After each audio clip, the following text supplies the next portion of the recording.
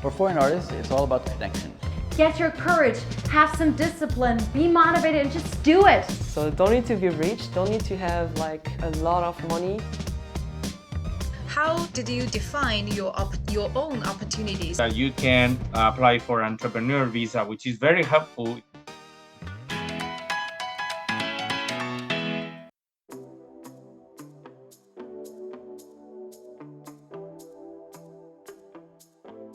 So I would like to obviously start thanking everybody for attending this online round table of discussion, which would be our third. And I'm David Costa. I'm an entrepreneur myself. I have a company. I'm the co-founder of the company. It's called Vivid China.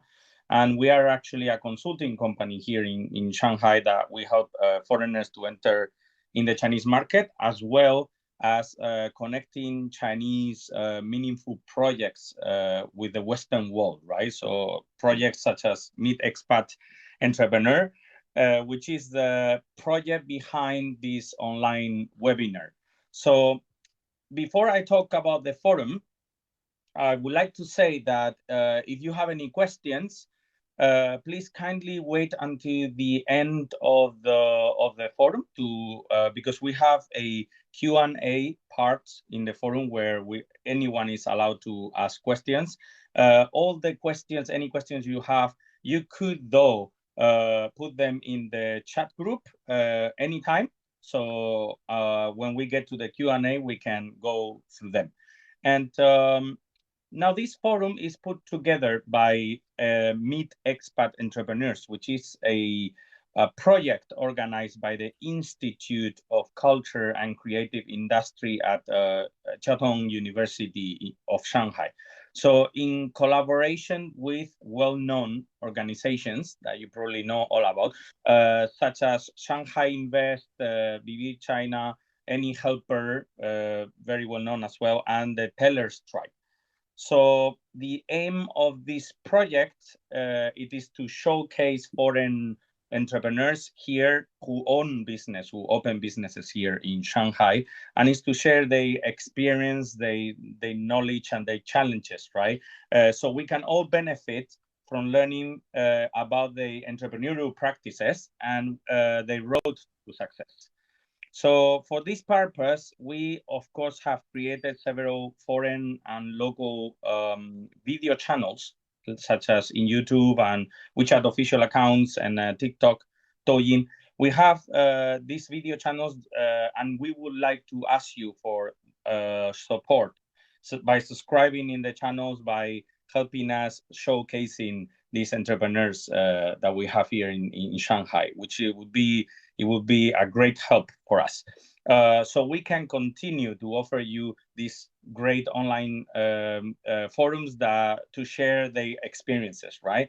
So my colleague here is going to share, if he hasn't yet, it's going to share very soon the links to the YouTube channels and to the WeChat official accounts for you to use QR code to enter and to subscribe and to follow us, okay? Finally, we have also started this series of forums, online forums. So the purpose of Meet Expat Entrepreneurs online forums is precisely to share live the entrepreneurial practices and hopefully to shed a light on what works and what doesn't work here in Shanghai when you are an entrepreneur, right? How things work and how the market behaves. In such a challenging market, and everybody, obviously anyone who starts a business here would think, how do I start business? How can I overcome these obstacles? So these forums will help entrepreneurs and people who are doing business or people who want to start doing businesses here in Shanghai. Hopefully it's going to help them to share a light about this, right? So for today, we have three amazing guests. Our three guests are Janine Jakob. Is that how you pronounce it? I'm pronouncing it well, right? I should pronounce it Perfect, like that. I would say, David. Beautiful Great. German. Thank you. So Janine Jakob, founder of peak performance coach, and Mr. Victor Chi Sun, which is the founder of Zhimu. That's Hello. easier for me to pronounce, Zhimu. And Mrs. Katarina Milanovic. Is that correct? Great. So she is the founder and CEO of Shanghai Youth CAE and Evo Learning Mindset. So without further ado, let's get started with the guest speaker's self-introduction. So beginning, please, with Janine. So Janine, would you care to introduce yourself and your company, please? Okay, I'm just gonna share a little bit more at the same time. Yes. Let me see if I can allow you to share. I think you are allowed to share already. Can you share? It didn't work. Let me try again. No problem. Nope. Let me go through the allowing you to share. Thank you. Yes, no problem. Let me see. And sorry about this. Yes. Share. So soon it's 5 years in Shanghai. And Allow attendees. Yeah. Initiate sharing. Can you try now? okay, yes, now Brilliant. it's working. So please go ahead. All right, welcome everybody. So, what do I personally believe in? And as my company slogan says, unlocking your true potential. And let me go back a little bit to what exactly is my story. So one of my coaches here, JT Fox, who is one of the next upcoming billionaires, I met him in Munich about 5.5 years ago. He's a coach. I went to his event and I thought, ooh, that's interesting. Okay, very motivational, inspirational. At that time, I was still working for HP in Germany. So I have an IT business corporate background. I'm super, super grateful for this. And JT, he actually always said, in business or life, it takes one person, one deal, and one opportunity to change your life and your business completely. The seeds were planted. At that time, next to working at HP, I also did a double master's degree. And because of this, because I love to learn and develop, I also threw myself out of the comfort zone and went to a French business school in Suzhou, China. I had lived in the US, had worked in Finland. Yes, I'm from Germany. I lived even in France before, but I was really afraid of coming to China. So working in part-time at that time, studying in full-time, I ended up in China to study. And at that time, like all the pictures you can see was actually within the first 3 months, I think, when I actually landed in China. And yes, I gave my first speeches at Alibaba. Yes, I went to a conference from China to the US. My university even changed exams so that I could attend this entrepreneurial conference in the US. In the mornings at 5 a.m., I organized a happiness well-being summit in China. Why am I telling you all of this? Because this is of who I am. I love to work on lots of different projects that I'm passionate about. And because I worked, studied, had a happiness association at the same time, and I even founded a startup with Chinese in Suzhou at the same time. I did networking events for internations a little bit later, also in Suzhou. And because of all of these projects that I did, I found my purpose in life. So, and that's basically why I said, all right, I'm so sorry. I love HP and everything, but I cannot go back to Germany. I cannot go back to my well-paid corporate job, although I was with HP for 6.5 years at that time. Well, that's why I quit my job, stayed in China, and literally without savings, gosh, if I say this out loud, without savings and without any partners, I founded my own company in Shanghai. And why did I do this? Because not only I found my purpose in life, but I really wanted to bring happiness into workplaces. I wanted to show people that like taking care of your employees really like is also beneficial for your success rate, for your KPIs. And if you look at Hugh Hilton, for example, he's a real estate mogul in the US. And I met him at this conference and I spoke to him, and like he really said in the beginning of his life, he was all about money, hassling. He even like did not marry his dream wife just to focus on work and making money, until later he realized, I can have it all. I can be happy.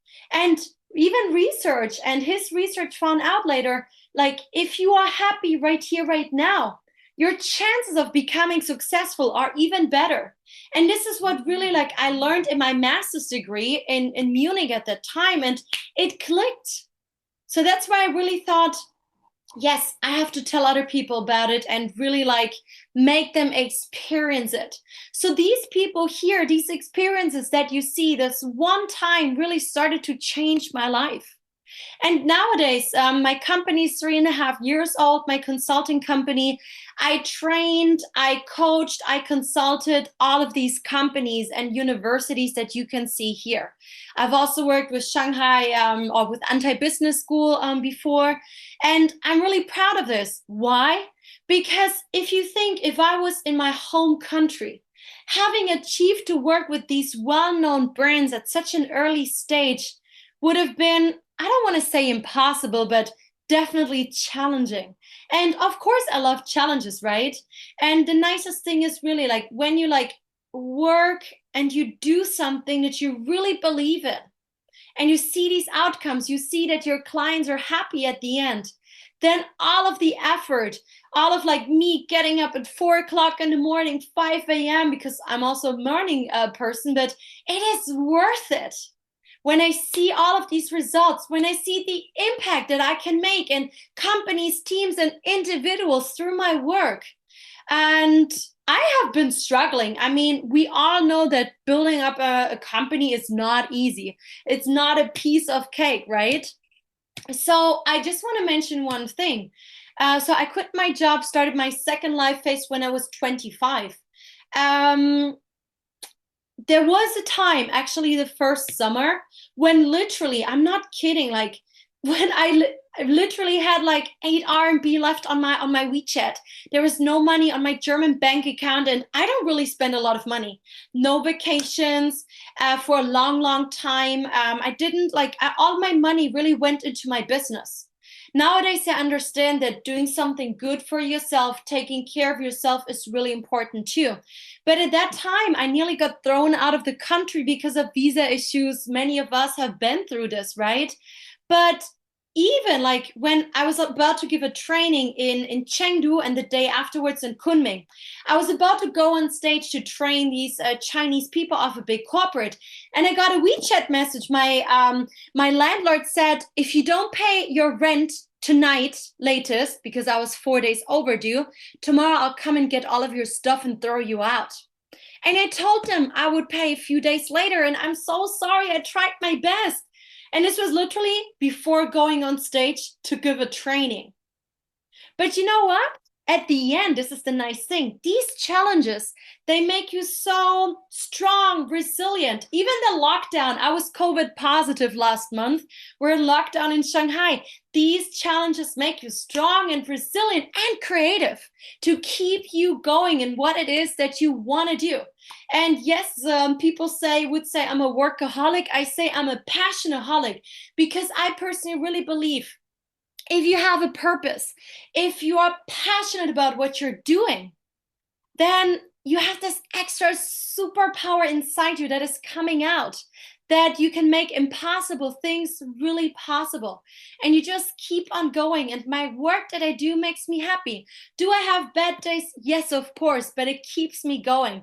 I just started a new passion project called From Shanghai to the World, where I interview interesting people like Heidi. You may know her. She's the one and only foreigner who is not only a TV host, but who can broadcast live streaming. and all of these other like Chinese and foreign people who I interview, who I want to learn from. Lifelong learning is important for me. I founded Monday Morning Motivation 3 years ago. We have free webinars every Monday morning if you want to join, and Wednesdays in Chinese, just for people to start in a positive way in a new day and week. So you see, positivity is important for me, meaning, passion, purpose. Which now brings me to what exactly do I do? Yes, business consulting, training. We do team building events and coaching. I have a lot of other coaches, trainers, consultants behind me, because for us, it's really about like maximizing your effectiveness, your productivity, and don't forget your happiness, basically. Yes, so that's what we do. Also inspirational keynote speeches. So if there's something, especially even nowadays in lockdown times, this is a really good time actually for companies even to invest in trainings and coaching, because you have time. Your employees, many employees have a bit more time, and people like us, we're willing to give even the bigger discounts now in these times to really support each other. Yeah, so this is my latest project that I have founded, the Growth Zone Global, because I personally, it's part of my purpose in life. I want to make lifelong learning globally affordable, accessible to anybody. You don't have to come from a rich family like me. My parents could not support me financially. But if you know that what you're doing is really important to you, I personally really believe that everything is possible if you think positive, and you work towards it. So just keep on going. That was basically my little introduction about all the projects in my company that I'm doing here. So if you want to follow my WeChat account, feel free to scan for videos, content, for articles. Add me on WeChat if you like. And I'm going to hand over to the next speaker now. Thanks for having me. That was amazing. That was amazing. It actually shocked me because I could find myself in many of the situations that you have been through. So I could see myself in that situation.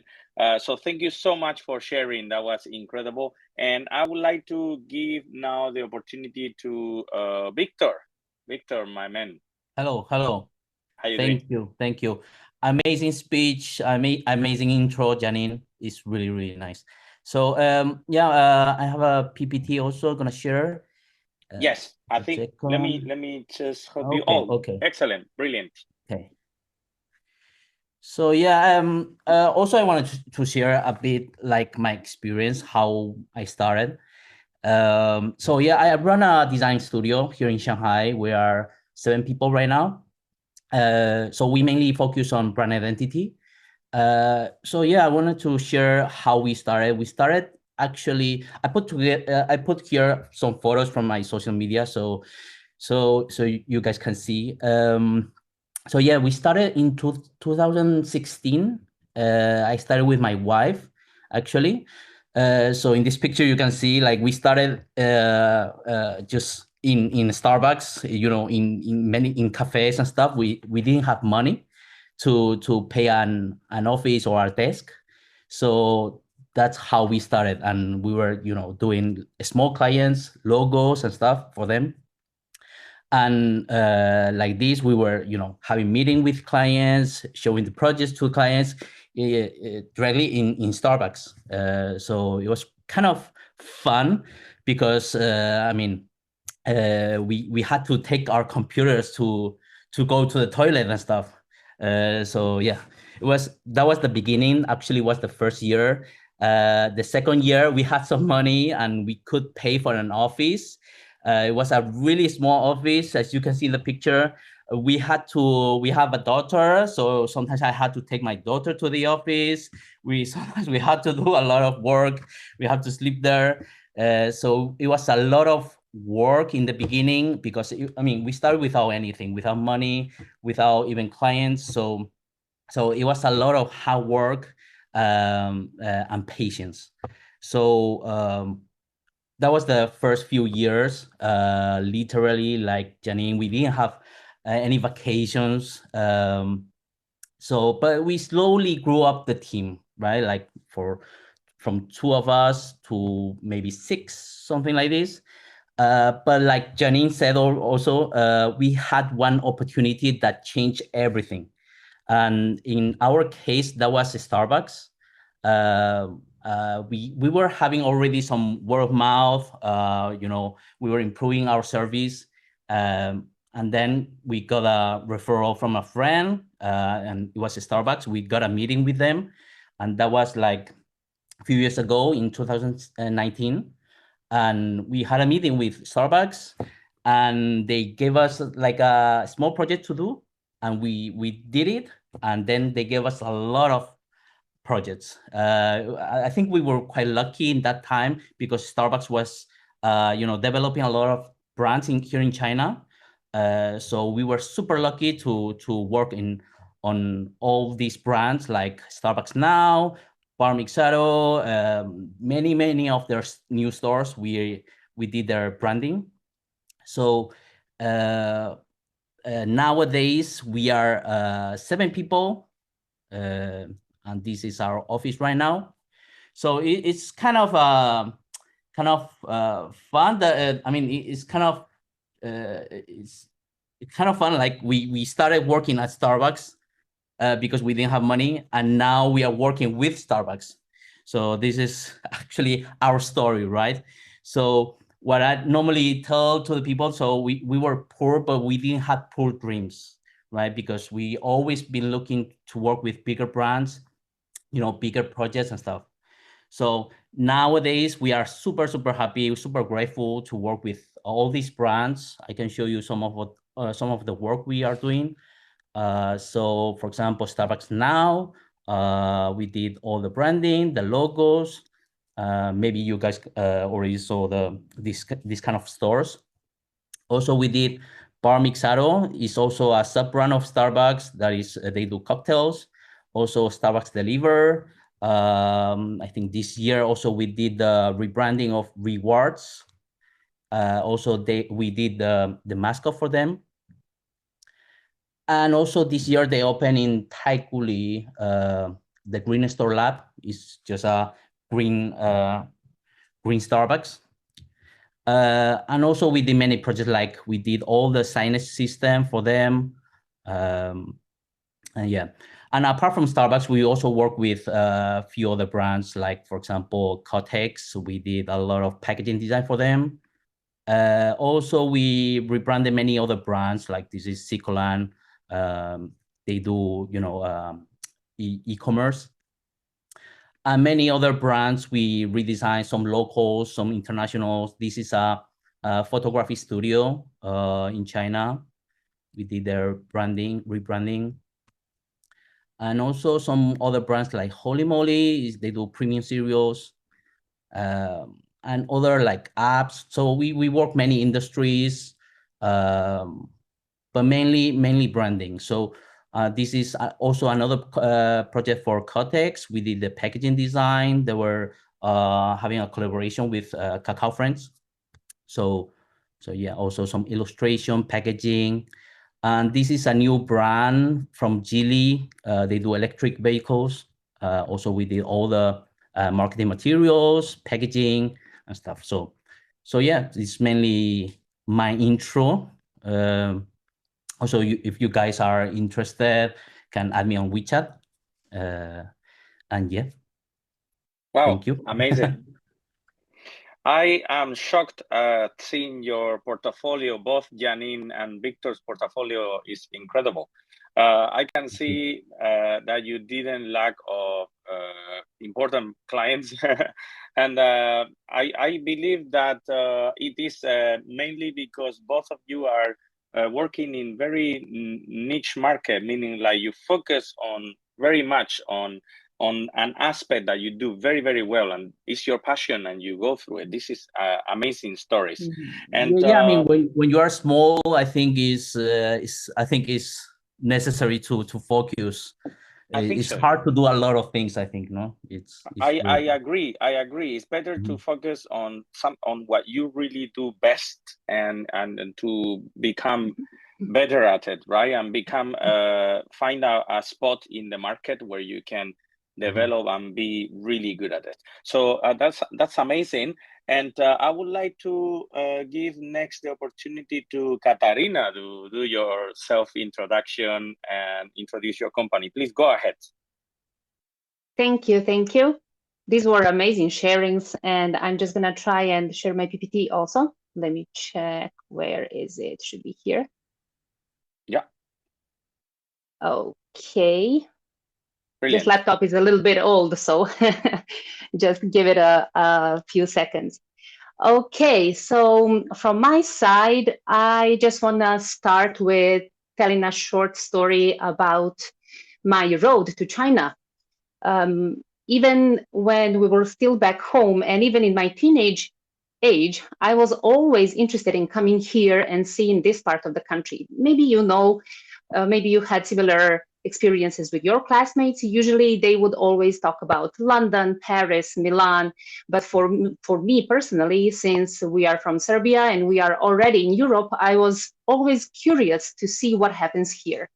And anyways, my career started back home, and I spent almost 10 years working at a university as a university teacher, actually assistant professor. And in order to become a professor by myself, I needed to go through PhD program. But with time, that became very expensive, and we already had a son, so I couldn't just afford going through that, and eventually I had to quit that career. After that, I was working in Ministry of Education, and my plan of coming to China was, coming more and more, coming back. This idea was coming back more often. Finally, there was a chance to try and come here. So almost 4 years ago, in 2018, we came to China. And first I came by myself, and then my family came maybe 3 to 4 months after I came here. It was such a achievement to be able to do that by myself. And anyways, fast forward to 2020, this is the period when we decided to register the company here. And just recently, maybe a few months ago, 6 months ago, let me say, I am actually more involved into building the brand with the company and going forward with another path for my career. And that path is saying to Janine's, I want to become a successful coach, and I'm hoping I'm on the right track for now.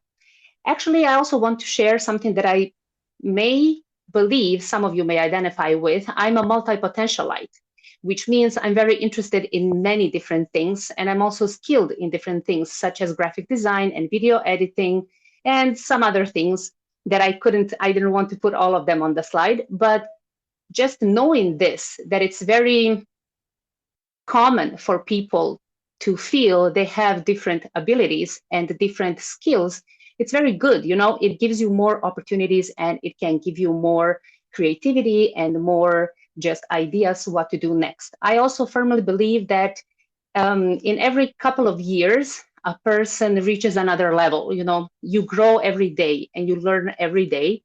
And also, this is one of the reasons why we are here today in the panel, not just to present something that we achieved, but also to exchange our experiences. And when we do that, from time to time, there is a period of time when we are like on a new level and we can step more further. So this is what really excites me. I chose to most commonly use the brand name of Learning Mindset because it's so difficult for me to pronounce my company's name in Chinese, so I gave up. And this idea was brought to life as an extension of my experiences in teaching and other entrepreneurial attempts. Of course, because we lived in a small country such as Serbia, we of course had different ideas what we can do throughout our lives. So me and my husband, we also tried previously back home, had some small businesses, and then when we came to China, of course, we let that go. I really, really believe that educational systems in many parts of the countries really is due for a major overhaul. And I do believe that doing some projects and giving lectures and exchanging experiences with people is really, really significant. I also believe that coaching is the level that comes above the career I already had. I was teaching in a university, and what is above university? You know, this is like the top level what you can do, but with coaching you can go further. So my idea is to develop as many contacts as I can, and step by step go into that deeper and deeper, so that eventually I will be able to also give my time for free to some communities that need this kind of things, and especially diverse communities, especially neurotypical people. And I would really like to focus on my community service projects. This is what I also do right now during the lockdown. I have different ideas, and I do some things. Some things are paid and some things are not paid, and this is really making me happy. With the brand and the road we are going forward with is, you can actually see here on the slide, how can we help? We can, not right now, help with in-company trainings. Hopefully after this lockdown is already over, we can go back to that. We can do online. This is the choice now. And we can do many different things here. But why would you like to choose us? Because we are very open-minded. We are super dedicated. We are inclusive, practical, and goal-oriented.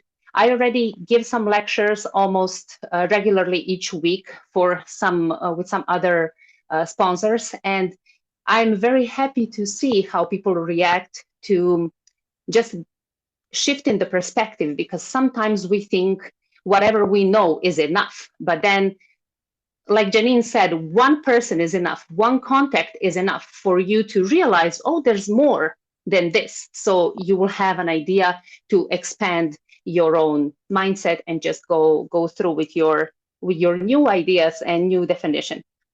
These are some of our contacts. You can see the WeChat page and the WeChat channel. On the channel, you can check, there are video recordings of the webinars that are being done now in the lockdown, and some other things. This is also my personal WeChat, so if anybody is interested, you can take a look at those codes. And I'm going back to David now. Hopefully, we're going to bring more value to everybody in the panel. Thank you so much.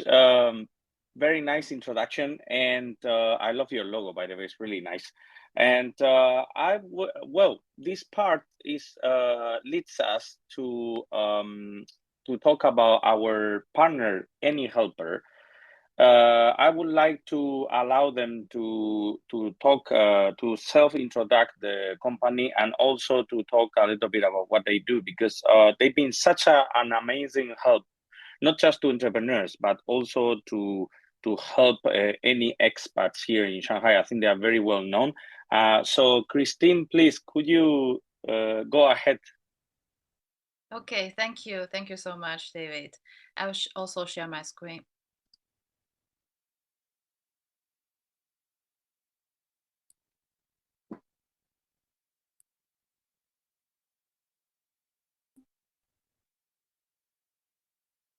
Okay.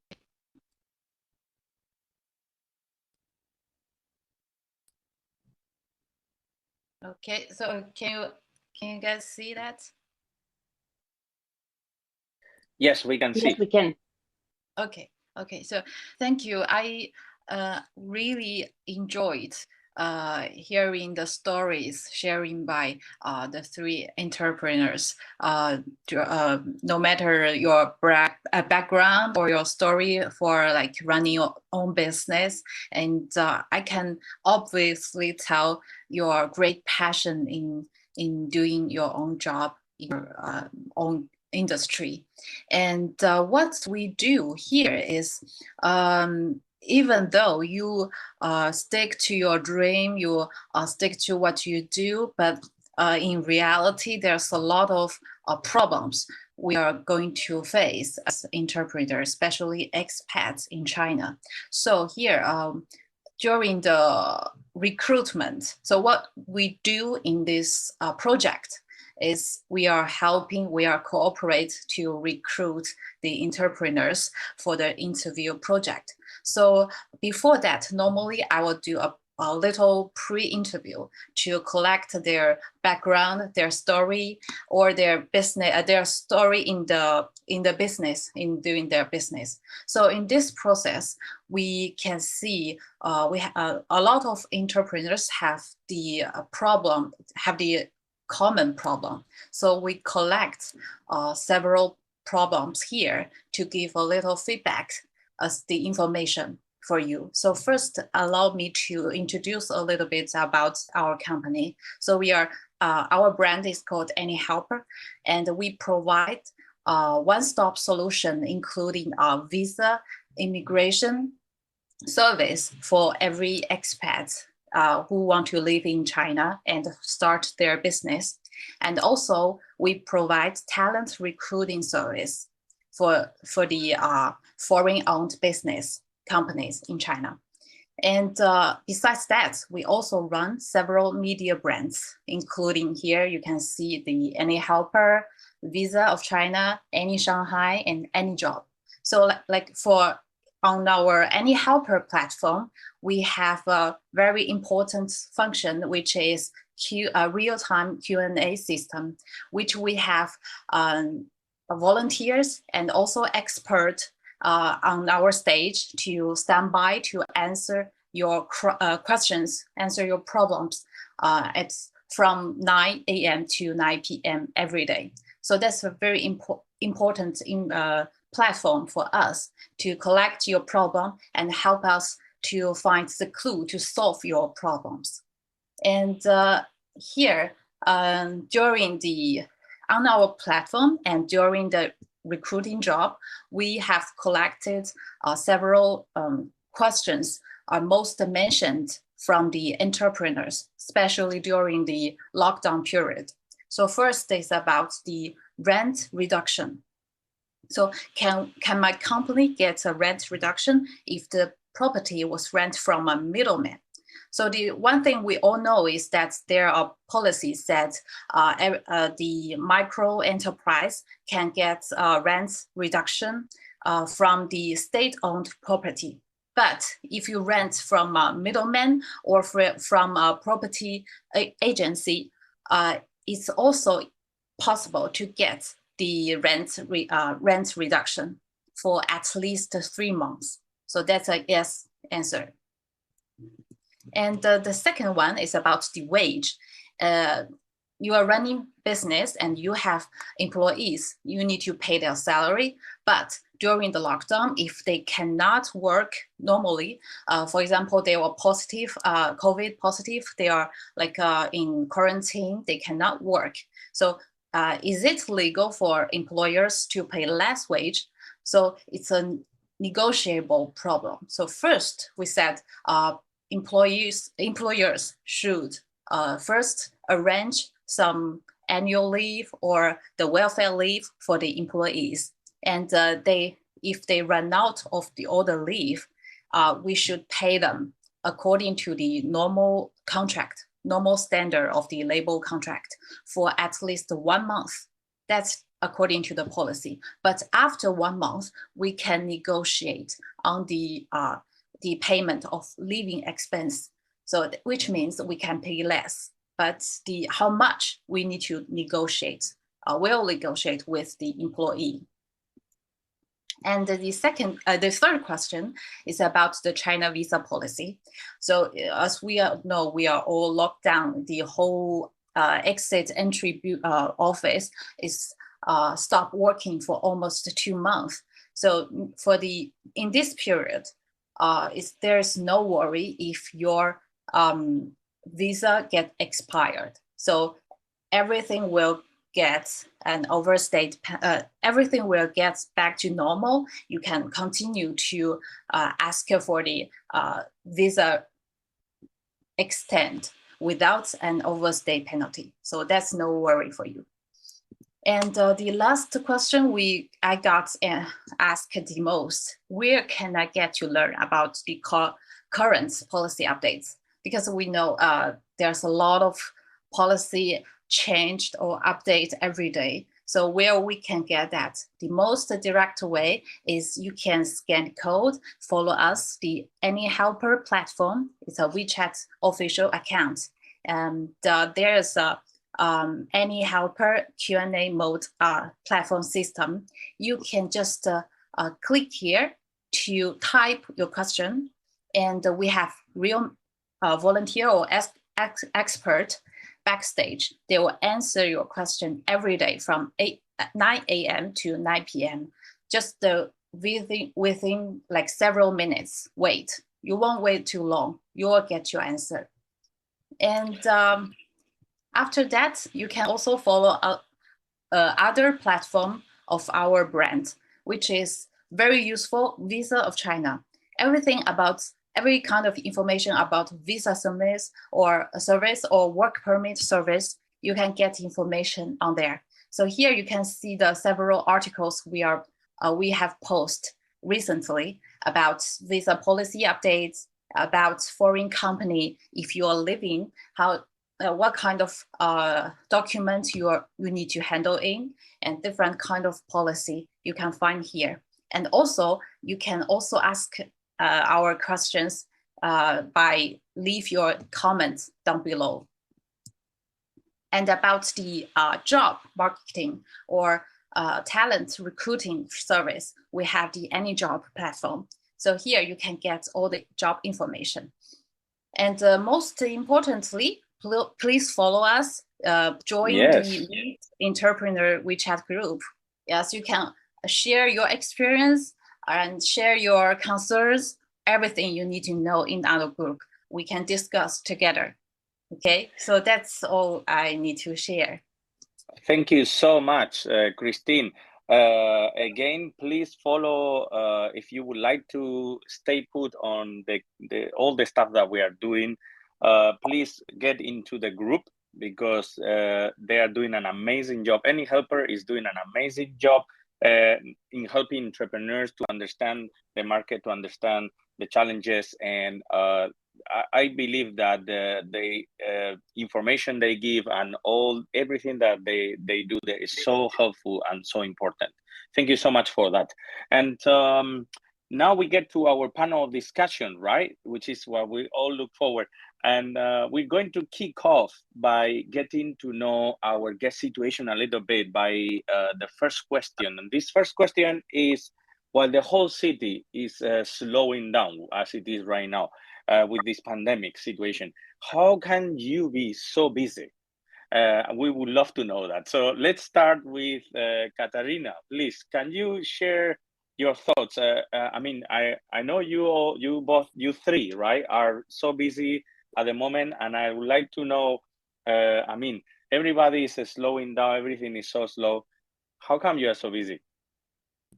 Thank you for the question. I think one of the reasons is because we can do everything online now. So we have more time available to do more projects than before.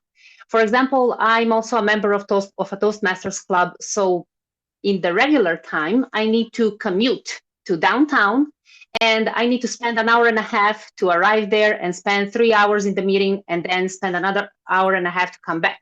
But now I just log in and I'm there. So I believe this is also one of the things that is very helpful, because we can actually save some time on going around the city and just do everything online, and this gives more opportunities. Also, the WeChat groups are blowing up, like so many things to do every day, so many projects. Other speakers also mentioned that we have different communities we can join, such as Monday Motivation and other things. There are always some posters floating around. So if you want to get busy, you can get very busy very quickly. It also depends on your preferences, what you want to do. And thank you for complimenting my logo, since one of my skills is graphic design, I always find something to, keep myself busy with. I want to fix something, I want to make it look better. So even if I don't have a project at hand, I will find something to keep myself busy, which will also let me take a rest from the situation, and dealing with the ordering food and just getting into the WeChat groups and checking everything about the lockdown and the current situation, Brilliant. I actually agree with you.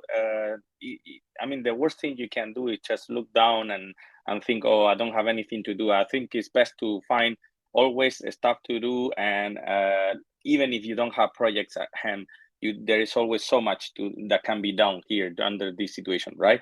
And what about you, Janine? To be honest, not much has changed in my life now. I'm actually lucky that tomorrow I have a new team member who I'm going to onboard in my team. It is true we have a little bit more time, which actually gives me time to improve a little bit of my leadership towards my team members. And especially there is something I got to be honest to improve processes. To improve Yes, processes for the team members. So it's totally. something that I kind of like procrastinated a little bit, that it's not super bad, but it's something I could have done better. So it gives me the time now to not make excuses, to get it done, to also improve things.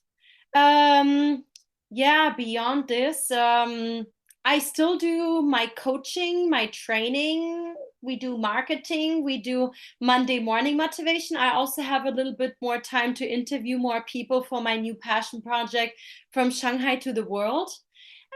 Just keep on going. On the other hand, because I realized when I was COVID positive last month, every day I was waiting to get picked up. So you have this inner insecurity, not insecurity, but uncertainty.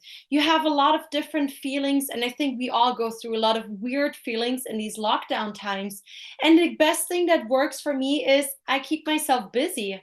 So I just try to make sure I'm always busy. And it just gives me a good feeling that at the end of the day, I did something meaningful for others. And if I also help other people throughout this challenging time, like although I was COVID positive, I started before that a 9-day lockdown positivity mood booster, and I continued doing it because at the same time it helped me myself as well, while I was able to help other people. So yeah, and if I'm bored, I come up with something new.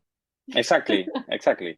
For me, in my case, I don't know some other entrepreneurs, but in my case, I do actually find myself much busier now than before, because everything is so digital, right? Everything can be done online, almost everything except eating hamburgers. But I mean, it's so busy time now, much busier than before, because people tend to request things sooner, right? Where before was like, okay, let's meet sometime next week and talk about it. Now it's like, all right, let's do a meeting at 2 p.m.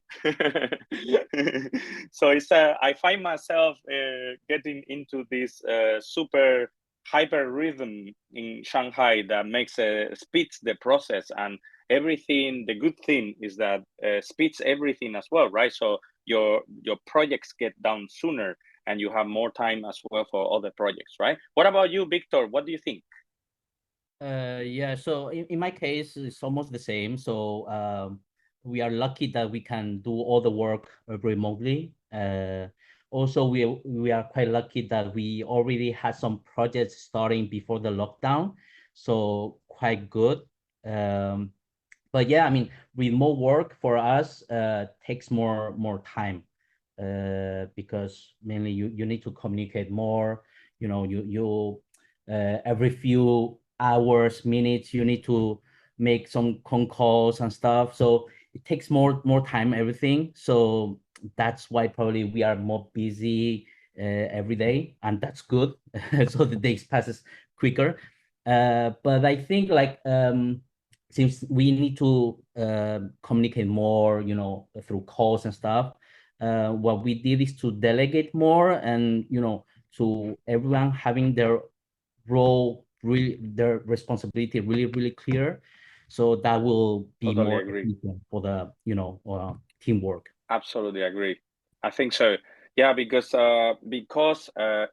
in taking so many more projects than before, since everything is done so fast and digital, you tend to overload, right? To overwork, and it's our passion, right? We like what we are doing, I think most of entrepreneurs do like what they are doing. That's why they become entrepreneurs. So it's easy to overwork. And I completely agree that the best option that you can do is definitely to delegate and to get rid of things that you learn to say no sometimes as well, and to make sure that everybody has very clear the tasks, so you don't have to follow people. You just like let people know what they have to do. I completely agree. So my next question is more focused on the practical side of understanding the market here in Shanghai. In your experience, how is the Shanghai market acting differently from other markets in China, from other Chinese markets? And let's begin with Victor. Actually, let's. So how do you think the Chinese market acts different from? Shanghai market different from Chinese other markets? But you mean in which sense? Like you mean our clients, for example, or projects? Yes, for example, but in general, the Shanghai market, I think, is pretty unique. So in your situation, in your company, your experience, how do you think it behaves differently in Shanghai from other Chinese markets?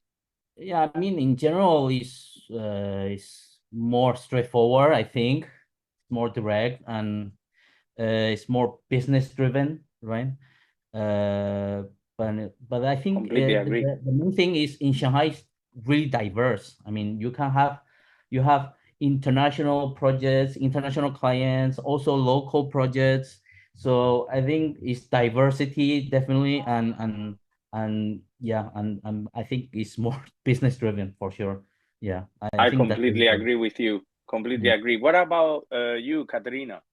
Katarina, should say, right? Katarina. Yes, you can also say Kate. It's okay, just like a foreign sounding nickname. Yeah, Awesome. I actually agree with Victor, really, because Shanghai is the fabulous city. Everything is here, and many different nationalities, many different brands, products. Everything is here. You can find whatever you need, and whatever you never even imagined you need, you can still find it. So I don't have still much experience with other cities business-wise, but when I traveled before out to some other cities, I could see the clear difference. Here, this community is so diverse, as Victor mentioned, and this is why it has a lot of opportunities, and seems like the opportunities are never ending.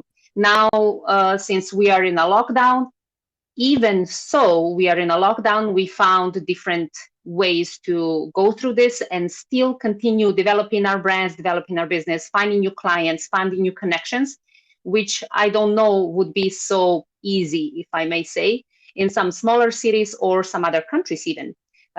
When talking to friends from back home, they already went through this kind of thing last year or the year before. They went online, but for them it was not so simple. I can't say it was so kind of easygoing like maybe it looks for us. I'm not saying it's easy.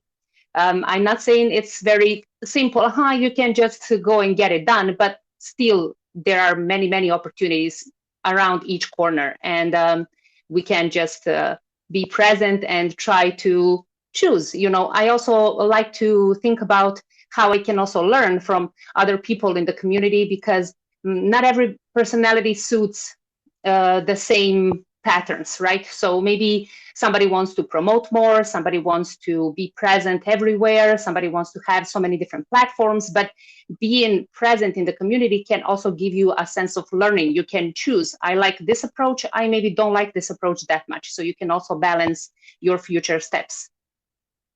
Oh, that was a great answer. I do agree quite a lot with what you said, and I myself have traveled all around China because I've been in different roles.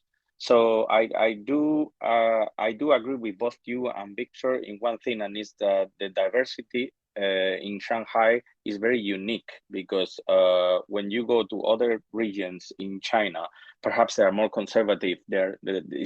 It's good to actually know this, and when you travel around, because then you need to be prepared. You need to be more. You need to understand more the China culture and China market, right? In that sense. So this is why I love to ask this question, because depending on what you do, it is so different, right?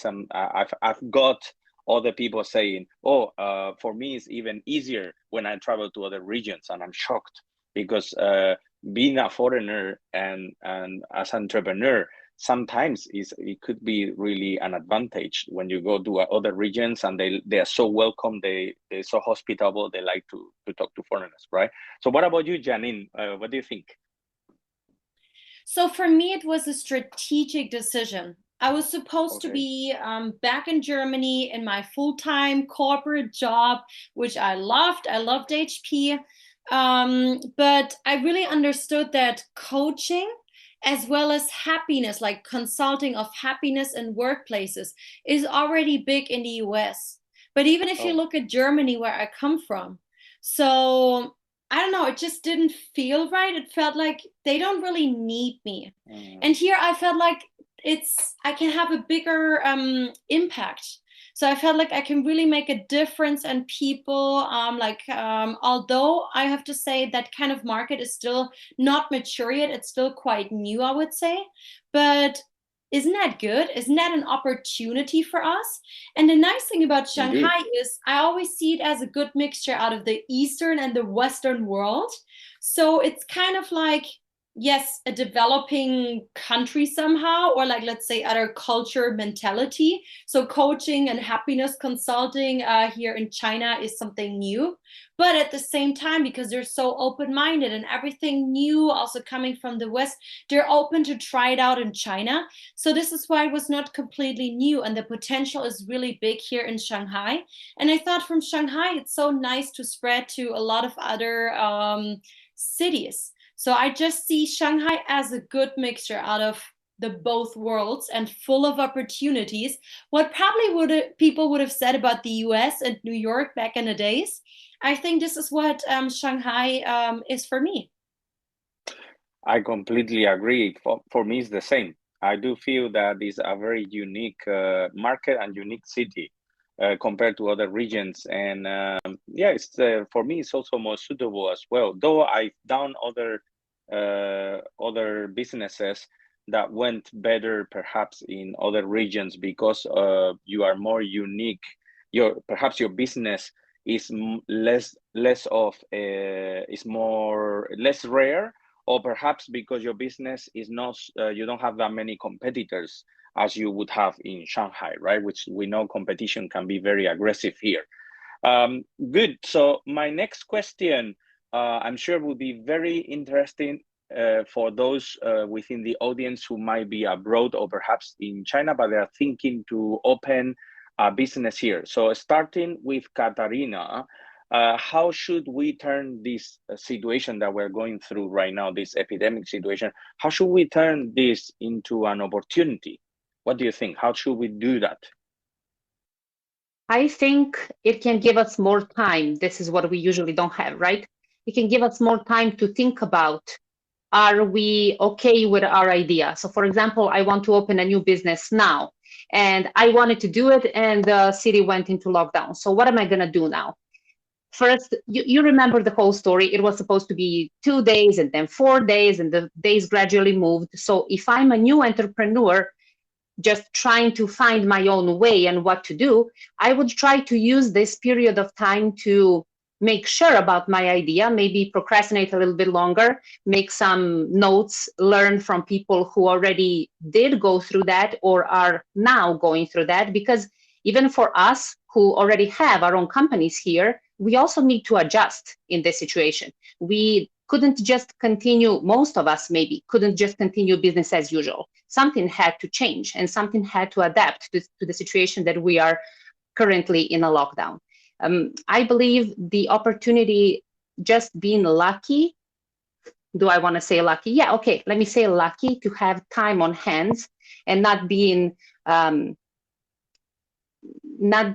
somewhere else than at your house is enough to give you the window, and you can look through that window and take a look at everybody else's ideas. And I'm also confident many new ideas will emerge, because even when the lockdown is over, it's not going to be over overnight like that. So we will still need to have a period of time when we will go through some adjusting. And also all of that depends on what is your original goal.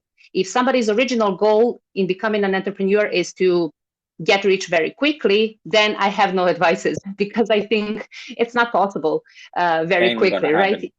Yes, it's not going to happen. It takes a lot of time, a lot of effort, a lot of learning, a lot of trying and failing. So maybe if you want to try, you can also use the time to accept, okay, maybe I will try and I will fail, but do I still want to try? Encourage yourself, find your tribe, find your community that can help you, lift you up if you feel like maybe I'm supposed to give up. I'm not so sure this is for me. I think this period of time can be used in that direction. Identify, is that what you really want? And what can you do if something doesn't go exactly as you planned? So you have more time right about now to research and make a backup plan. How can you readjust if the lockdown is prolonged, if the offices are not open, and other stuff? Absolutely. And what about you, Victor? What do you think? How can we turn this situation into an opportunity for business? Yeah, in my case, I try to take it as a time to connect with people. I think at least in Shanghai, it's easy, like with the lockdown, to reach those people that normally are more difficult to reach. Because at the end there's the same topic, right? Like the lockdown, and it's easier to break the ice, I think. So there's a common Very topic.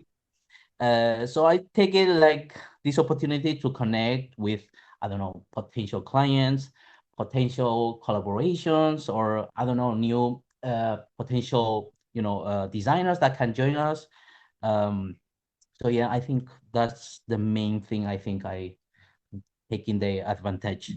Also, I mean, everything now, since everyone is in their home, I think social media is super important, and people spend more time in social media. And it's also a way to to communicate, to say the things you want to say, and to promote. Yeah. I totally agree. In fact, I found myself now connecting to people who before, otherwise, like without the pandemic, otherwise these people would be too busy, would be unable to contact, or they would just go like, oh, right, when you come to this place, we'll have a coffee together and we can discuss. But now they are open to discuss, because everybody is locked down, and now they open to do a meeting, and they will be more technological than before. They will be open to do that. So totally agree with you. And what about you, Janine? What do you think? So I just started a new mentoring group. And the nice thing is that with them, they're just starting to open their companies. And we go back to the basics. What are the basics? Who's your target group? Who's your niche, right? What are their needs? What do they want? What is your business model? What is your unique value proposition? Like the basics of entrepreneurship. But if we actually go back to this, we want to make sure, it's a good reminder even for me, that we actually need to go through these basics more regular. We should probably go through this, let's say, every 6 months or even more often. So while going through this with the people who I'm mentoring and coaching, it was a very good example for me again, like, okay, it also started to make me think again. So yeah, beyond this, because I was COVID positive, I actually started to think about my life from a different angle. I know my purpose. I'm not going to continue anything of what I have built up. I'm not going to stop doing of what I have built up. I'm going to continue. But it broadened my mind. I started to look at the world, at my life, my family, my cats from a lot of different angles. So this is like, I really believe a lot in, no matter how bad or difficult a situation is, it's full of opportunities, full of learnings, and even these tough times make you so strong and creative. What I said in my beginning speech. So yeah, maybe now it's time for us to go through some lessons learned, because we're always too busy to really focus on this, and to go back to the basics and adjust it. I completely agree. I believe there is opportunity on everything that happens. There is always opportunities emerging, even though when the situation can be very frustrating. And I do understand some people, they come to me very negative thoughts, and because the situation can be especially hard for those that are alone, or for those that whose family members are very, very far, they haven't seen them long time, things like that. So I would try to think positive, mostly to find opportunities where other people cannot even see it, right? I think that's a really key point there. And this next question that I do have is a question I really look forward to ask, because I think it's very practical. It will help, especially help those going through the pandemic here in those entrepreneurs that are going through the pandemic here. So what are the do's and the don'ts that you would recommend to other entrepreneurs so they can avoid or prevent what you think is coming, or what came to you, right? So what are the do's and don'ts that could you would recommend them to do? First, perhaps Victor. Yeah, also some personal experience. Maybe those. Yeah. So in my case, I try to keep myself happy. That's easy to say, but yeah, what I realized, Totally. like at least myself, is that I only can give happiness if I'm happy. So I would try to, Absolutely. do the things I like first of all, and then I know I can help others. So it's like in the airplane, when they say like you need to put your mask first and then put your kids' mask. So I try to keep myself happy first of all. Yeah. And what else? Yeah, maybe try to focus and simplify life. Yeah, at least the things that it takes time and is not so helpful. Maybe yeah, is a good thing to focus in what matters. What about the don'ts? What do you recommend people don't to avoid or to prevent?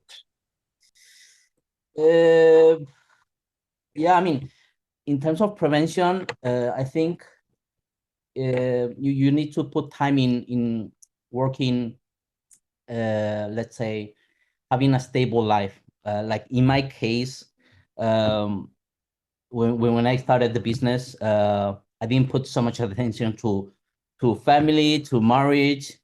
So at some point, it was really, really, not healthy. It was affecting the work. So later, I realized I need to, put some time on marriage, family, and the kid. And that's how more or less the lockdown, like before the lockdown, I was more or less stable. So I could, more or less get through this lockdown, smoothly. Yeah. I can relate. I can totally relate to that. And I completely agree with you. Yeah, we'll talk about this privately. I can totally relate to that, and completely agree. So what about you, Katarina? What are your do and your don'ts? And for people who are going through this situation, what do you recommend to do? What do you recommend not to do? First, focus more on do. Whatever idea you have, you try and do it. Yes. It's not going anywhere. You are in your house, nothing can happen, right? It's not like you're outside, somebody will see you and it's going to become horrible. So whatever you want to try, you try. I want to mention what you're not supposed to try, what you're not supposed to do. I would encourage you not to do. Do not be too hard on yourself. We are all humans.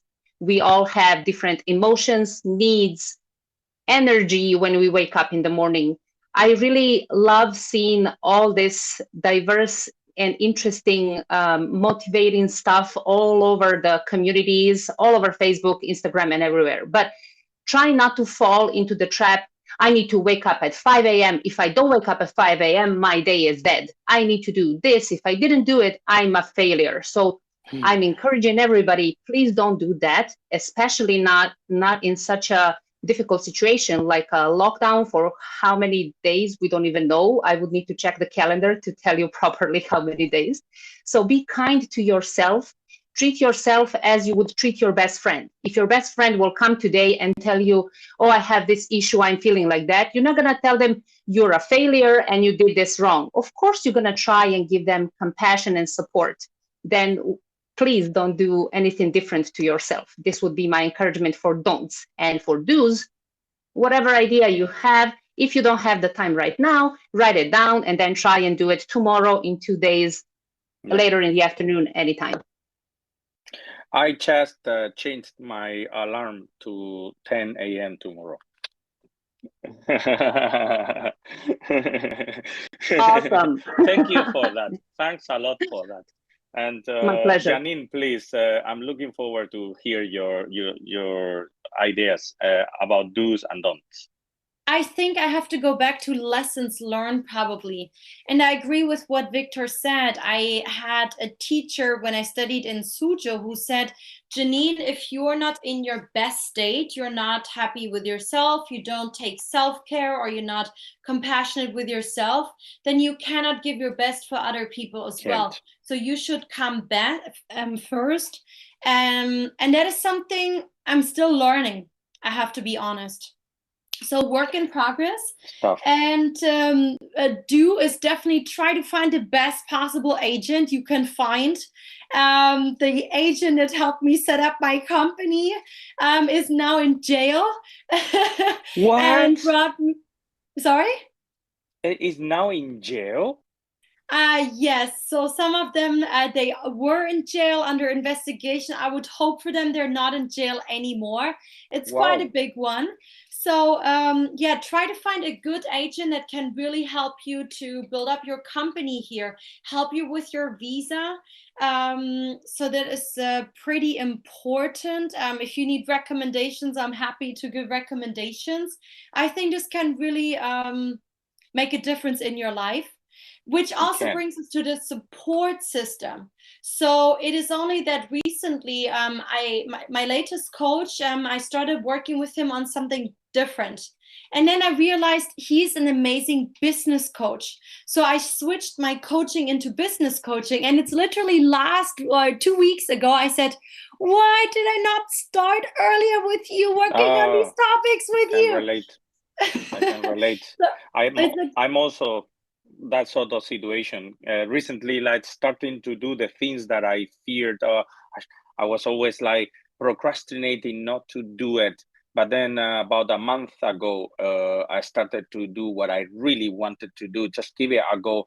And I regretted so much I didn't do it earlier. I would say to entrepreneurs, just give it a go, just try it. And if it doesn't work, it doesn't matter. You can always just go and tell the person you're sorry, or you can always just change the project to something else, but not doing because you are afraid. That is the worst thing, the worst scenario for entrepreneur. I think is we tend to procrastinate a lot to try to do you go to do other things because you're afraid to do what you really want to do, right? I completely agree with that. That's fantastic. That is fantastic. So basically, if I can just quickly sum this up, try to have a support system, because you are alone. You cannot rely that your friends or your family will support you. So get a coach, get a mentor, get a good agent, whatever it is, to help you through this, that you are not completely alone, basically. And for the don'ts, Well, I love what Katarina also said, and I try not to be too perfectionist. Like as a German, we want 150% quality, right? No, we're Only? entrepreneurs. 80% has to be good enough, Silicon Valley or China approach, and just do it, take action. Germans, if you wanna get someone to do the job properly, get a German friend to do it. That is amazing how they plan, and it's amazing. So continuing with the practical side of the discussion, this is a critical question for me. I'm really looking forward to hear your opinion. So starting with Katarina, for example, how do you plan for the future in a time like this? So is it worth spending time and energy developing a long-term business plan? Is it worth it? First, I need to mention something that I actually come from a small country where we usually live in survival mode. So if you need anybody to Oh, solve your problems, you ask us because we've been through everything. This is one of the reasons. improvisation is the key. Yes. Yes. Yes. And this is one of the reasons why the lockdown is already for such a long time here, and we still didn't decide to leave the country because we already seen a lot worse things back home. So To your as much to as that, you, lockdown is like this is like a walk on the beach. yeah, I don't want to say that because it's not for sure, and it's not for many people. But having this kind of experiences early in your life, like we have from back home, it's like, okay, whatever happens, we can adjust. So I think it's really important to somewhere throughout your life you can just grab that mindset because it can grow into a skill later. But just Yes. give yourself, yeah, just give yourself the opportunity to not overthink. Like Janine mentioned, we don't need 150%. So if we want to plan ahead, we need to be aware of a few things. First of all, not many things are in our control, actually. It's in my control if I want to have a glass of water now, right? But it's not in my control if I want to walk out of the building anymore. So I need to be actually ready that something might happen that I can't control. And then what am I supposed to do? Is it my fault? Do I need to find whose fault it is? So planning is great, but planning needs to be adjustable. Any business plan you might have, any business idea you might have, for sure, go try and try to achieve it. But if it happens that some of the steps can't be as you wanted them to be, and for sure some of them will just, be like that, then you still Totally. need to have the strength to say, okay, this didn't work. How about we switch? Find somebody who can help you. Like other speakers said, connect to people, delegate, find more ideas. Don't just drop everything and feel miserable because not everything is in our control. Many things aren't. So we need to separate in a couple of boxes. This I can control and this I can't. So what am I going to do about that? This is why I think planning in long term for me and for us as a family is a little bit different because we come from this kind of upbringing. And I know that for many people who are coming from more developed countries, they're like, oh, yes, I can make a plan for 5 years in advance. That's great. If you can do that, awesome. But for us, it doesn't work like that. So I can't actually suggest, oh, yeah, for sure, you go and plan because I can't let myself lean on this. I need to be adjustable. And this is one of the things I always have in mind.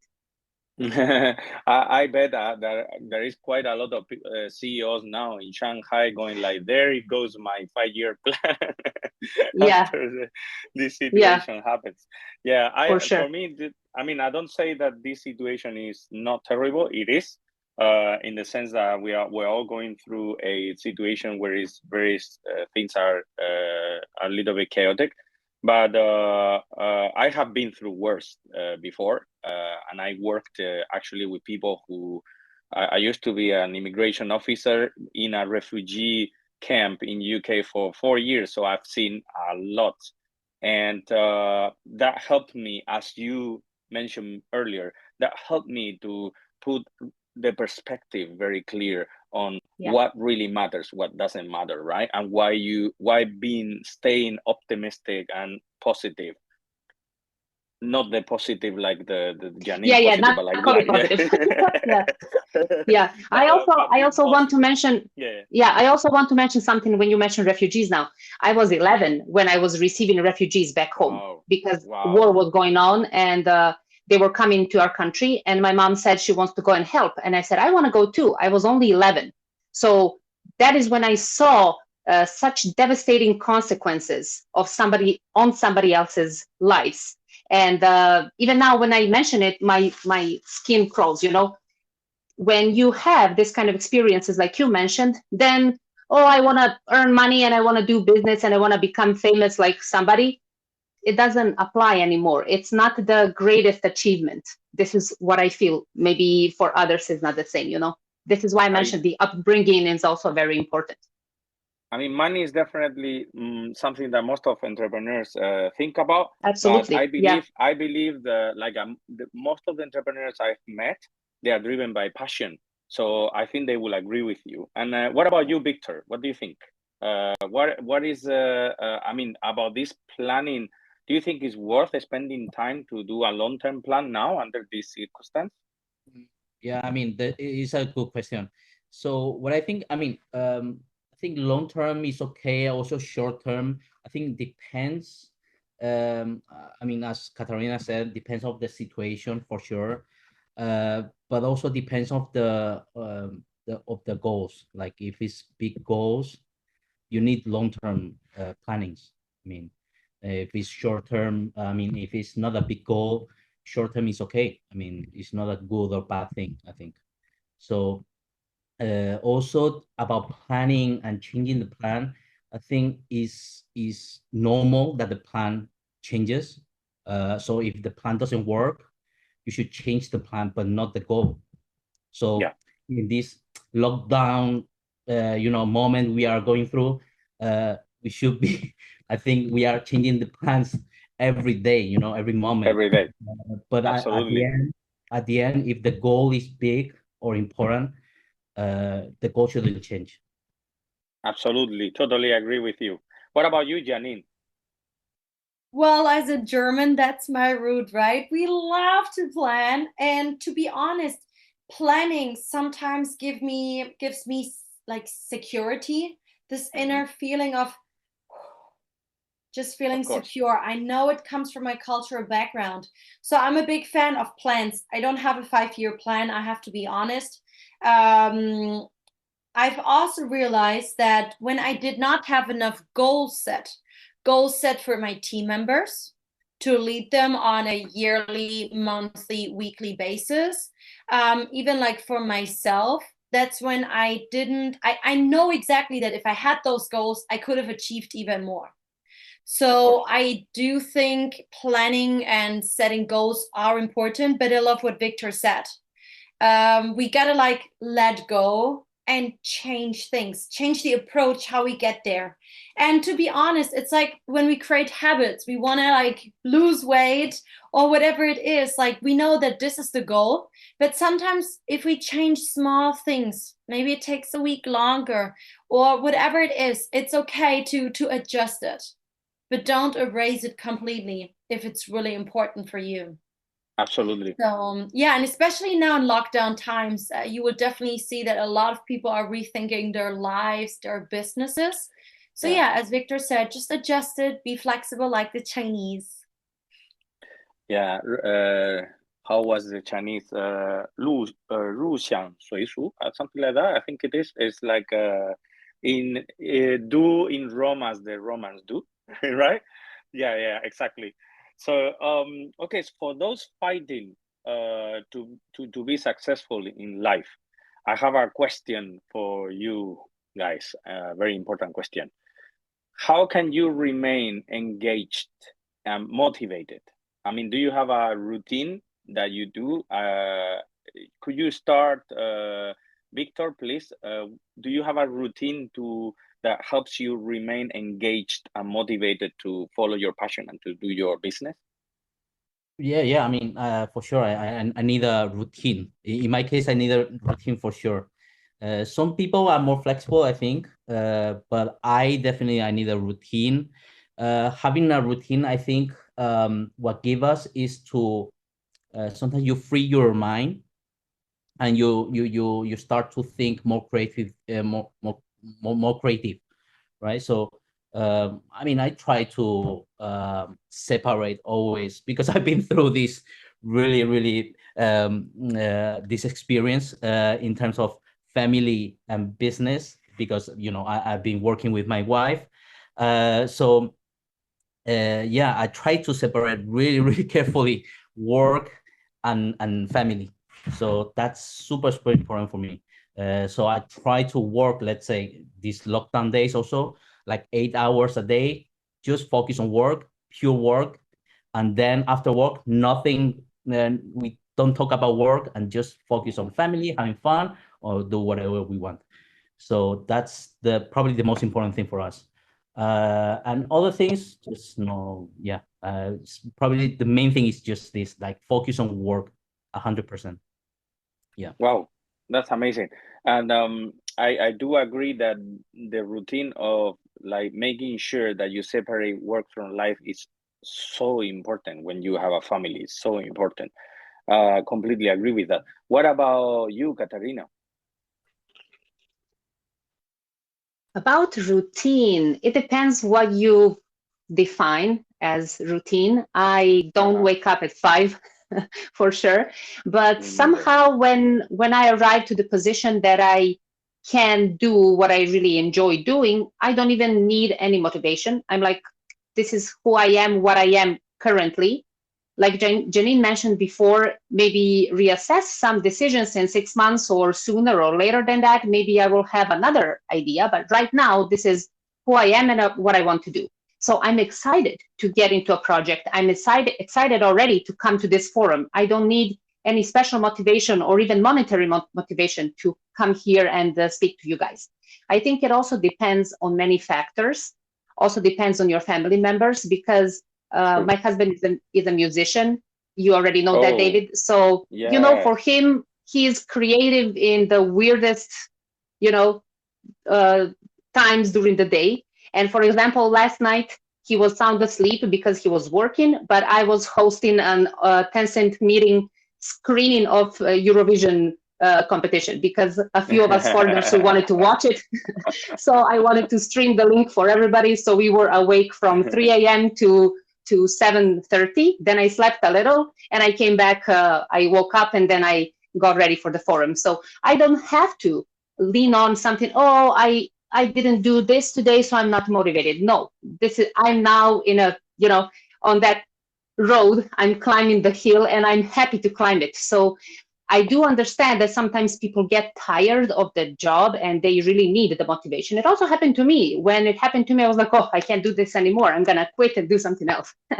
So what I want to say is there is always something else, and it's allowed not to allow yourself not to be happy with the thing you're doing. You can come to the point and say, oh, this is not for me anymore. So allow yourself to think about it and then move out from it, and you will find something that will maybe not need any motivation at all. Oh, that's so true. I mean, especially doing something that you hate to do, that's the worst scenario for any person who was aspired to be an entrepreneur, right? Yes. You don't really need much motivation if what you do is your passion, if what you do is what you like to do, right? I completely agree with that. This is why one of my best friends, who's a very famous, perhaps the most famous Australian guy in China, good friend of mine, he said the motivation, the word motivation is overrated, and you don't need motivation. What you do need is repetition. Yes. And I found it so useful, that comment. I found it super useful. So what about you, Janine? I like what you just mentioned with repetition, because I was about to say I'm a big fan of motivation. That's why I started Monday Morning Motivation. We have nearly 4,000 members, 8 WeChat groups, LinkedIn groups, etc. But what happens if motivation actually goes away? This is when you need, as you mentioned, repetitions, routines. Like I have a morning routine, for example. It's like brushing your teeth. You can do this without being motivated, without like spending a lot of mental energy on it, without light, right? But very, very important is also discipline. And to be honest, I think I'm very grateful to my parents and my stepdad, although they were hard on me when I was a child, but I think I'm a very disciplined person. So sometimes you just got to get shit done. Excuse the bad word here. And of course, sometimes I do have some big excuses as well, but discipline is a game changer when motivation leaves you. But beyond this, always keep in mind, why did you start? Yeah. What's the purpose? What's the meaning? Why did you do all of this? Why do I get up at 5 o'clock nearly 7 days a week? Why do I like sleep less? Why do I put in so much effort? Why do I create a new website like the growzone.global? Why do I do all of this? Because it makes me happy when I basically like see that somebody else gets happy or motivated or has beautiful results, or it makes me happy if I can brighten someone's day, if the value that I have created for somebody else, even if it's just one person. I believe in the butterfly effect. So, and happiness is contagious. So I did something good for somebody else, and that just is good for me at the same time. And the butterfly effect will spread it all over the world, that hopefully this one seed that I planted will spread all over the world and be good for more people. And these kind of things just make me happy thinking about this and getting up in the morning, and they give me this energy and this extra power to keep on going, even if it's lockdown, even if we have a low or whatever other excuse we have in our life. I actually believe that most of entrepreneurs who have a successful business, I've met most of the ones I've met, they do actually do repetition every day. They do have certain routines that works for them. I found myself having a routine that when I do it, when I follow every morning, I find myself way more focused, way more. I stay healthier as well in my mind. I'm not so down, especially under this situation. And I believe most of people should find the routine that works for them, right? Because routines are it depends of the people, right? It's different. That's absolutely amazing. Thank you so much for sharing. And we're getting already to the final part of the Q&A. But before that, I would like to ask, do the three of you have any suggestions for future expat entrepreneurs coming to Shanghai, like, or people who are in Shanghai already, they're wondering whether they should start their business? Do you have any suggestion, any important suggestions, that something that for you really matters that you want to share with them? Starting with perhaps Victor. Yeah, just one thing probably is to find a community. Yes. Like this one or other. There's many entrepreneurship communities and stuff. So to find the people that can help you, sharing the experiences, support, mentorship, and all these things. I mean, I think living in Shanghai, that's probably one of the best things. If you're not gonna use it, I don't think there's a me. I mean, that doesn't really make sense to live here. So I mean, that would be the only thing to Amazing. have a community. Yeah. Amazing advice. I cannot agree more with you, because I lived in Inner Mongolia for 5 years. I know what it Wow. feels like not to be able to speak your own language for 2 years with anybody face to face.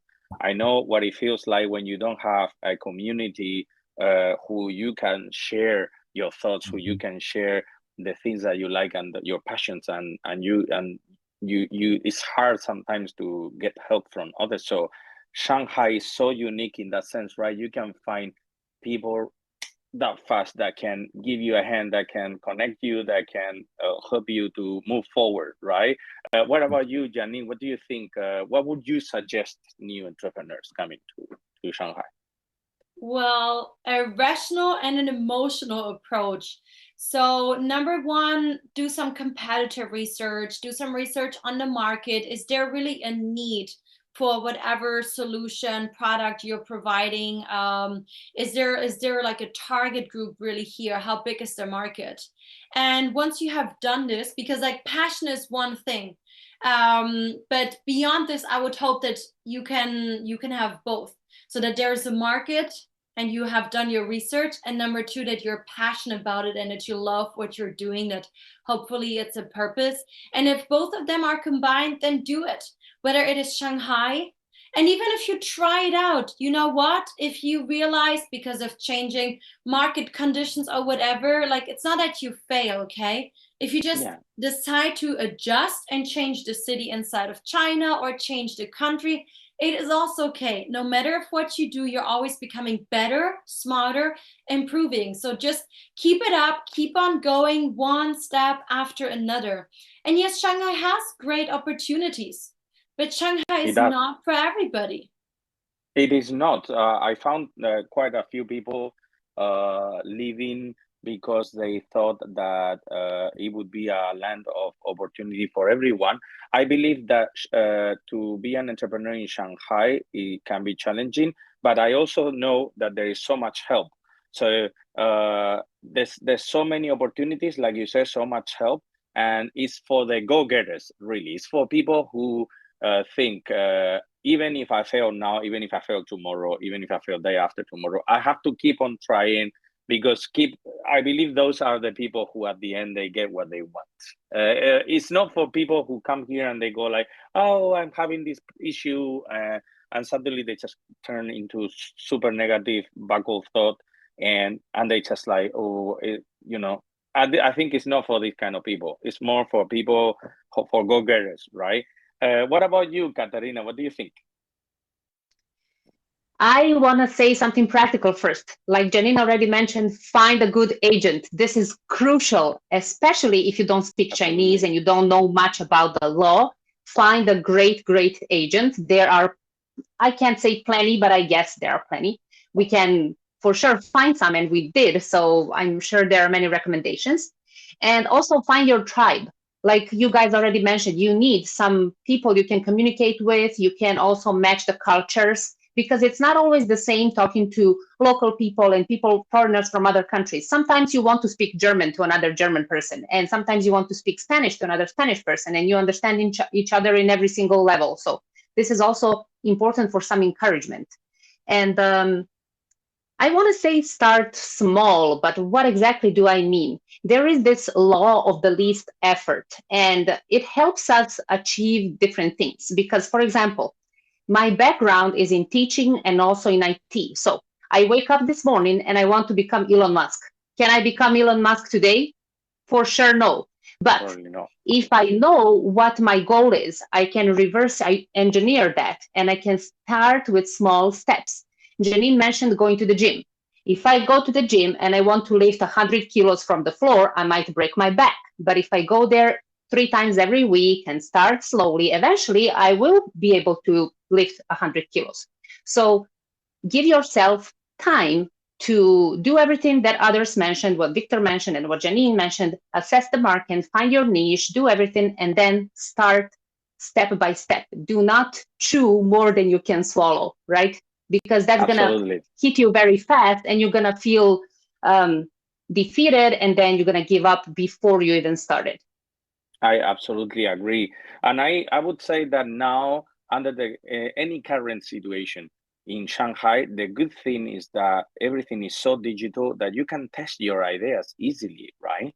You don't have to wait to see, or you don't have a lot of resources to test an idea. So you can just start very small and start testing ideas, whether the market is right, whether your idea is okay. Probably you might find yourself in a niche, right, where you can start your business here. Okay, so unfortunately we are running out of time. So I want to first thank you, our guests, so much for sharing all your thoughts and everything, all these advices that you've given. I believe they're better than gold. And I hope our audience has found this discussion useful. And now what we do is we're gonna get to a Q&A time, questions and answers. So if the audience have any questions, please would you share them here in the chat group? Could you please write them, and we're gonna go through them. So I have a few questions here already. The first one, it says, what would you do differently if you don't run your current business? What would you do? Like, I guess entrepreneurs, they want to find business opportunities, right? So they want to ask you as an entrepreneur, what would you do if you weren't doing what you're doing right now, right? So starting with perhaps Janine. So I worked for a corporate before, for HP, and I really loved the company. So I was actually trying for them to maybe go to a different city or country. I was dreaming of Singapore, which hadn't worked out in the past. I've never been. I always liked living in the US. So I would be open to live in one of these countries.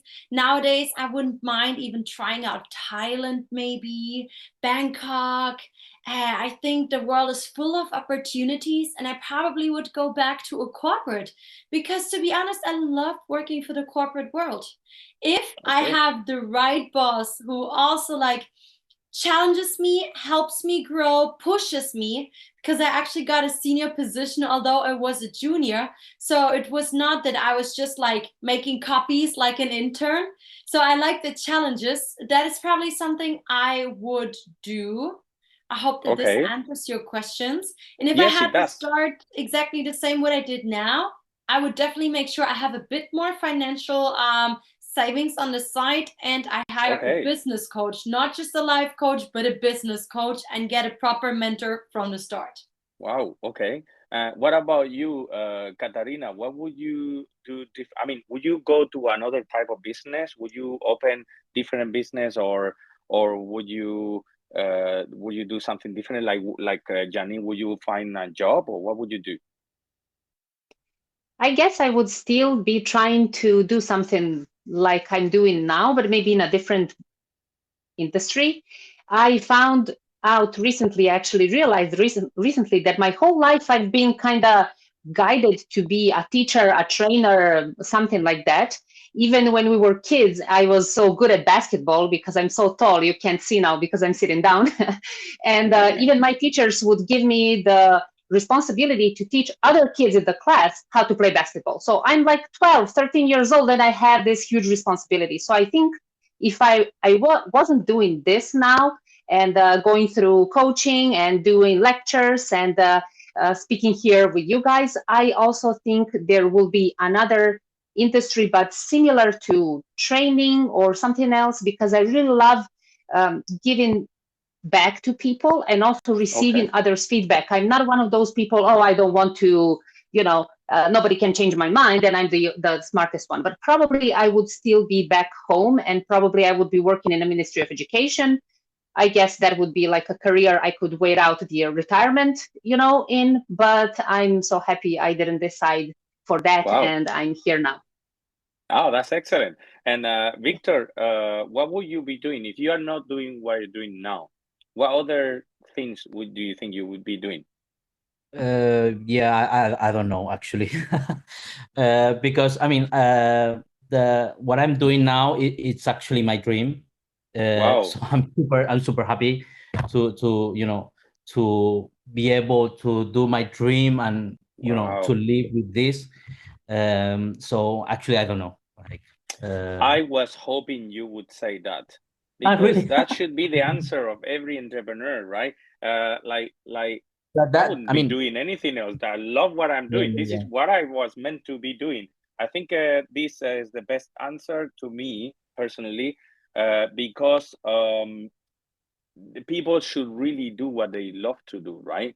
And it's hard to imagine doing something else when you are doing what you really love doing. right? I think that's you know, a lot of people unfortunately are not doing what they really love to do, and this is why what Janine said also is very important, to find coach or somebody, a mentor that can drive you to the right direction and to go and do what you really want to do. I think is very important. That was a question from David, so thank you, David, for that question. There is a question here from Nang Yang, and it's directed to you, Victor. It says, "Hi, Victor. How was working on the business with only 2 people and its challenges and positives? Like, any advice you can give on these micro businesses and challenges you guys faced, especially at the beginning, especially initially when you started?" Yeah, so I don't know where to start. It's just, Oh my God. it's just, it's Take the everything is list out. challenges. I mean, I mean, let's start with the good things. I mean, starting the business with my wife, the good thing is that everything is more flexible. She You are was more busy, right? Yeah, I mean, you're I mean, you understand her. She understands you. So everything is much more efficient in terms of communication. You know, when you are so small, you can work overtime. You work at night. I think this makes everything much more flexible, and you adapt more quickly. So that's a good thing. But the challenges is everything else. Of course. Everything else. So one main thing probably is that sacrifice is for sure. There's gonna be sacrifice, because if you want to achieve something, you need to sacrifice, and the bigger thing you want to achieve, the bigger sacrifice you need to make. So in our case, I mean, almost our marriage was, you know, a bit dangerous, was affecting our marriage, our family. We had no vacations. So it was a lot of sacrifice in the beginning.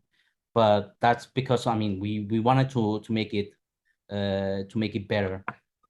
So yeah, I think that's funny, isn't it? It's funny that all of this is like it's both driven by a common goal, which is to make your life better, which is to improve your marriage and to improve your family life.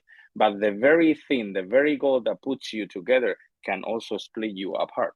That is interesting, isn't it? And I can relate to that as well, because yeah, we also do business, my wife and I, together. So we know how hard it is. It is very, very hard. I understand you, man. I understand you. Yeah, I mean, we had to go through those stages for sure. I mean, I mean, as Janine said, like, the hard moments makes you stronger. Totally. You need to go through this process for sure. I mean, you cannot, you know, start a business and be successful. It's impossible. You need to try to love the process of being successful, let's say. So I think it's super important to be patient, but also every day try to work hard, but in the overall, being patient. And like Katarina said, not to be too hard on yourself as well, right? Not to be too strict and to say, okay, I do have to do this if I want to be successful. Otherwise, I am not a successful person. I think success, this word, can be sometimes such a weight in your mind, because what is it to be successful really? Like, what do you want, right? You got to keep yourself asking this question every day, because that can change as well. It's so changeable. Sometimes all you want is just to be outside for a walk and enjoy to have a meal with your friends. Maybe that would be the success we are hoping right now. But while in another times, other times is success. It could be something so much bigger and higher, right? So I think it's not to be so hard on yourself all the time. I think that's really important, and I'm being so patient. I completely agree with you, Victor. And there is Yes. Sorry, just one last thing. Of Probably course. one of the things that makes us, better as a company, how we manage clients and projects is that I think that works with services company. We try to always under promise, but also over deliver. So there's so many companies that try to promise a lot in the beginning, like before, in the sales process, and then not delivering as expected. So I think it's super important to be to under promise and then over deliver to the client. Totally. I absolutely agree with that. Especially if you want to thrive here in such a challenging and competitive market in Shanghai, which is so much help, so much everything, but also still competition, right? And you still have you to thrive, you gotta give your best. And since it's your passion, then why not, right? One question here that I do actually I found quite interesting. It says, "Hi speakers." That's also from David. The last question, by the way, was from Nangyan. Thank you so much for that question. That was very good. And again from David, it says, "Anything you find different or particularly difficult in doing business in China?" Says, "Have you all break even yet? What's your aim in 3 years?" So let's go for the most important one. Anything you find different or particularly difficult in doing business in China? Perhaps beginning, from Janine. I think the main thing is definitely the language and the culture. So I think these are the two biggest parts that I can come up with, because I don't think that building up a business in my home country is easy either. Or if I had done it in the US or in France, I think I would have struggled in many ways as well. Just maybe with different things, maybe with a few similar things. But the advantage would have been I know how to speak English, German, and French. So I know the cultures a little bit more than Chinese culture, maybe. So at least these two factors would have been less challenging. Totally agree. I mean, my whole business is based on precisely on making sure that companies do understand the Chinese culture well, and we also do teach them Chinese in a corporate level to Spanish-speaking companies mainly, but also to other companies. And I completely agree with that. What about you, Katarina? What do you think is especially challenging here in the Chinese market? I can totally agree with Janine. What she said is like so spot on. It's the language and the culture. And the culture. Because it's very different. And also it depends where are you coming from. Like I mentioned, my country is small and we were in a survival mode. So it took a long time to relax. And then we came to the lockdown. So, but anyway, there are many different factors that can either assist you going through this transition. I remember when I arrived here and I'm alone and I just want to go to the supermarket and buy something, I don't recognize anything. Everything is different. Bread, yogurt, milk, everything looks different. So when you even step in a situation like that, and then you can't imagine yourself even buying groceries. How can you imagine yourself building a business? But then a few years after, here we are. So as long as you don't quit, you are good. And it really also depends on what you want to do. But those two factors are very important for foreigners, especially the culture and the language. If you don't have the time to learn the language or immerse yourself in the culture, what does that mean? That means you need a helper. You need a partner, somebody who will, any helper. You need somebody who will do this part for you, and then you can focus on something else. So maybe you can get ideas about services. Maybe you can design those services, but maybe you will need somebody else to sell them for you, to promote them for you. You just need to make it work and find another creative way how to do that. Because Janine mentioned maybe in another culture would be easier for her. Of course, maybe because you know the language, but is your product necessary there? And How about the learning curve? If you come to China, it's so different than anything else. So you're also going to learn a lot. And if you decide to move on to another country, then you still have all this experience, and then you still can bring that to your business. I think it's very rewarding, very, very, not only rewarding in money, also rewarding in everything else. I totally agree. Victor, Yes.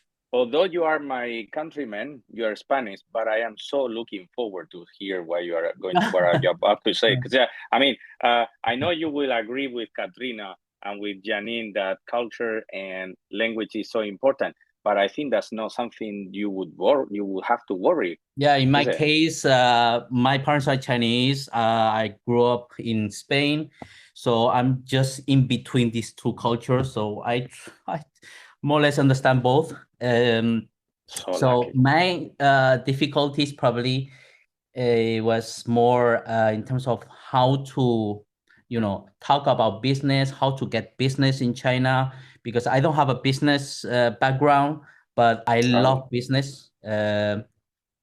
So I mean, I had this kind of experience, like what they say in the beginning. Okay, in China, you need to have guanxi, but I really didn't understand that moment. Like, what does it mean? Like guanxi, oh, connection. So, but now, now looking back, I know what they mean is how Chinese or more local people tend to do business here is